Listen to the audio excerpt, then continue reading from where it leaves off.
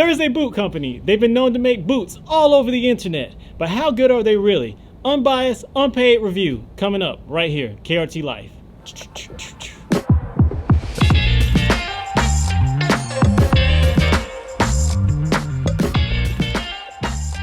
All right, what is going on, brothers and sisters? I am your brother Reza, and this is KRT LYFE, KRT LYFE with a Y. Please like, subscribe, comment, and all that kind of stuff if you find this type of content helpful in your life. This vlog right here is all about Thursday boots. Now, a lot of y'all that might spend a decent amount of time on the internet may have heard of this company, Thursday Boot, because they spend a lot of money and time on social media, influencer marketing. And I really wanted to actually try a pair of these boots for myself because, like many of y'all out there, I got really curious due to all the marketing. So I ordered a pair.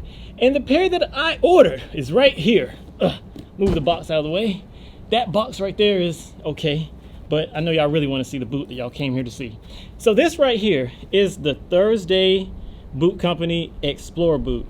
So the specs, product features: matte black, rugged and resilient leather, storm welt construction for longevity, fully lined supple glove leather interior, padded collar for comfort, kind of looks like a Timberland boot, shock absorbing memory foam insoles that are Vibram insoles, however you pronounce it, long lasting Kevlar blend laces, hard wearing steel shanks.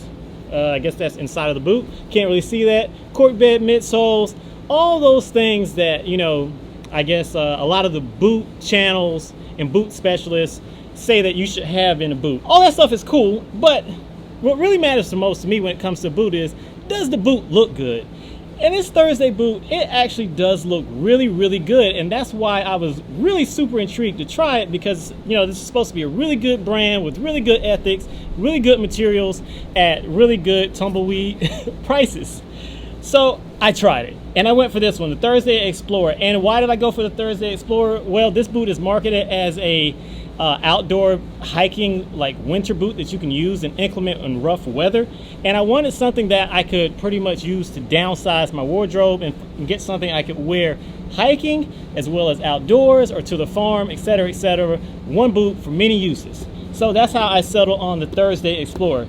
So after I unpacked it and I looked at the actual boot, the actual construction and the leather and everything felt like a lighter Timberland, a lighter and more, I guess, slim Timberland look.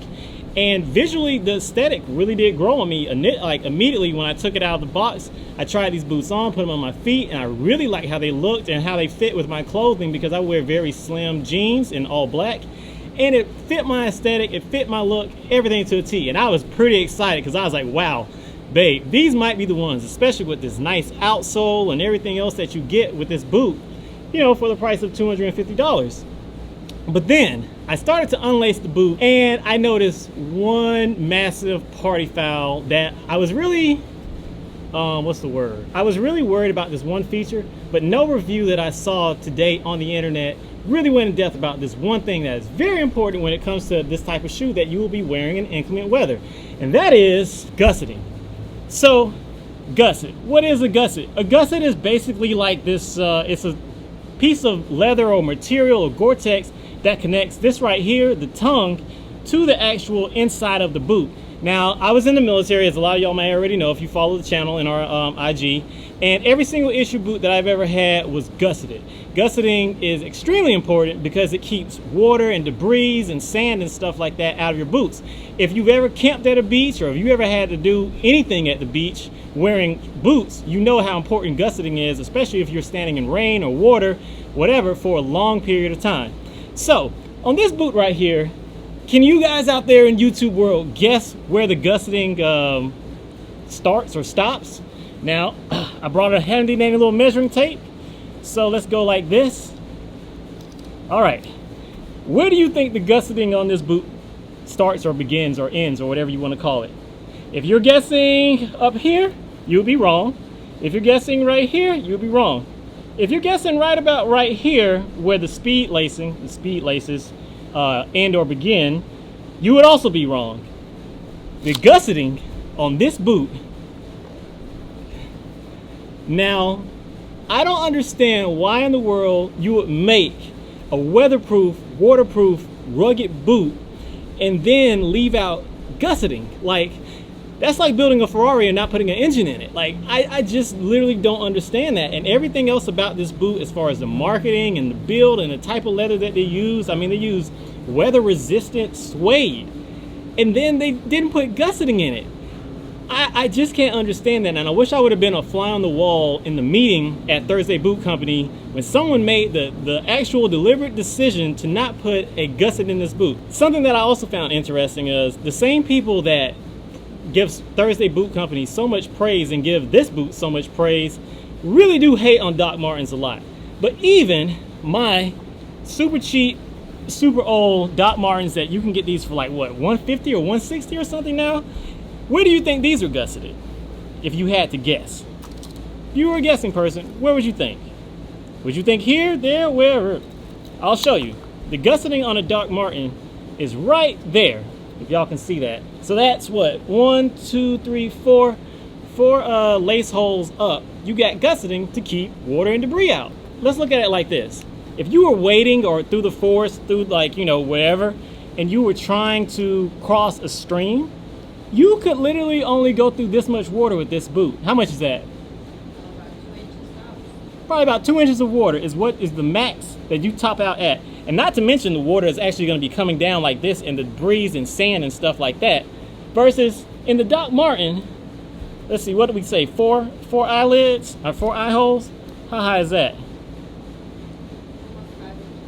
Almost 5 inches. You get almost 3 more inches of coverage. So I really can't understand this boot. Like, I don't know what Thursday Boot was thinking with this boot. I don't know what their target audience was with this boot. I don't know what they were trying to execute with this boot. But to make a boot this high, like, look how high it is compared to the Doc Marten. It's almost, what, about 2 inches higher? And no gusseting whatsoever?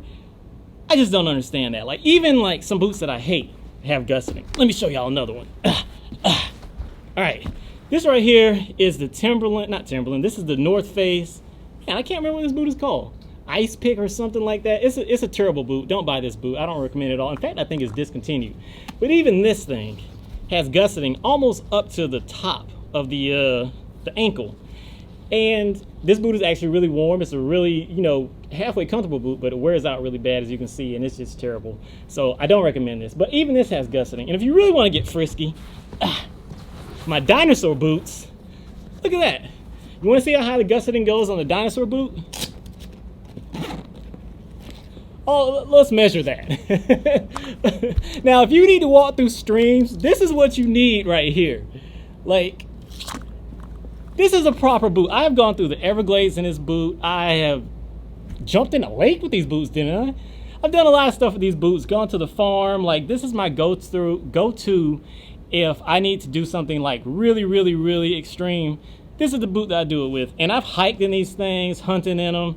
They've seen it all, and they've actually held up really good. And they're snake proof. But the funny part of the expectation for that boot was the lowest of them all. Actually, yeah, that's true. I don't know if y'all heard that, but my wife Kat, who's off camera, I said the expectation for the dinosaur boot was literally the lowest of them all. I only expected them to last one hunting trip. And here we are, what, 4 years later? And they're still going strong. Still don't leak, believe it or not.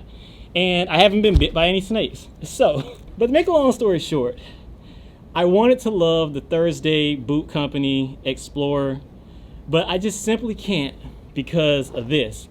And the fact that nobody else mentioned this, I don't know what to say. So I don't know, maybe, you know, the lesson here is, what is the lesson here? Take reviews with a grain of salt, I guess. That's what I do, and that's probably what you should do. I'm your brother Reza. This is KRT LYFE, KRT LYFE with a Y. Like, subscribe, comment, and all that. And I hope this vlog helps you make an educated decision on your boot game and your boot choice. I still love Docs. I don't care how many people hate them, and if that makes me an outlier in the boot world, then c'est la vie. See y'all in the next vlog. I'm probably gonna talk about my Doc Martens because it's been like almost 5 or 6 years since I had them. So Doc Marten vlog is coming up next, updating y'all on that. And then probably more Land Cruiser stuff. So we'll see y'all. All right, peace. Oh, and the baby's coming. 2 weeks.